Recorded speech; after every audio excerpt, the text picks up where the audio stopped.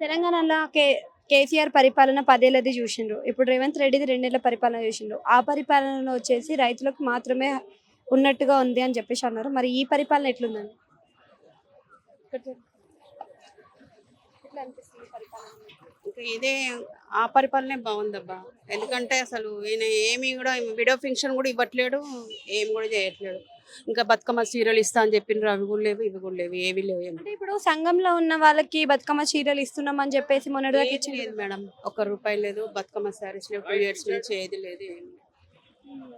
అంటే కేసీఆర్ ఉన్నప్పుడు ఈ సంక్షేమ పథకాలన్నీ లేకుండే కదా. ఫ్రీ బస్ కానీ, ఫ్రీ కరెంట్ కానీ, 500 రూపాయల గ్యాస్ కానీ, ఫ్రీ బియ్యం కానీ, సన్న బియ్యం ఇట్లాంటివి ఏం లేవు. ఫ్రీ బియ్యం ఉన్నాయి కదబ్బా. అప్పుడు సన్న బియ్యం అని అంటున్నారు కానీ సన్న బియ్యం అదేమి లేదబ్బా. సన్న బియ్యం ఆయనకి ఈయనకి తేడాలంటే ఏం చెప్తారు? పరిపాలన ఈయన కూడా పర్వాలేదు, అంటే బస్సెస్ అన్ని ఫ్రీగా వేసింది కాబట్టి ఓకే చెప్పుకోవచ్చు.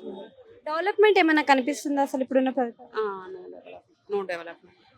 అంటే 1,00,00,000 మంది మహిళలను కోటీశ్వర్లను చేస్తాము అని అన్నారు. మరి ఏమన్నారు? ఏం చేసిండ్రబ్బా, ఏం చేయలేదు. ఎక్కడైనా ఎవరన్నా ఒక్కరన్నా చెప్పండి కోటేశ్వర్లమైన ఎట్లా చేస్తున్నాడు. ఎప్పుడు చూసినా మున్సిపల్లో పోతే అసలు అట్లీస్ట్ విడో పెన్షన్ అన్నా మాకు శాంక్షన్ అయింది కూడా ఇప్పియట్లేదు. అది లేదు, కనీసం ఆయన అదన్నా చేసింది ఏమీ లేదు. ఇంకా మళ్ళీ 0% అది ఉంటే కూడా, ఏది మీటర్స్ ఉంటే కూడా అది చేస్తున్నారు. అది పోయేడితే కూడా అది లేదు అన్నారు. అది కాకుండా ఇప్పుడు గవర్నమెంట్ డబ్బులే లేవని చెప్తున్నారు. కళ్యాణ లక్ష్మిలో కూడా మనకి మహిళలకు 1,00,000, మళ్ళీ అది కాకుండా తులం బంగారం పెడతానన్నారు. లేదు మేడం, అదంతా ఏది లేదు. ఇంటర్ కాస్ట్ మ్యారేజ్ చేసుకుంటే కూడా ఏదో ఇస్తా అని చెప్పిండ్రు, అది లేదు. అప్లై చేసిండ్రు, అసలు అది ఈ పరిపాలన ఏమీ రావట్లేదంట. రాలేదు. మా మటుకైతే రాలేదు మేడం.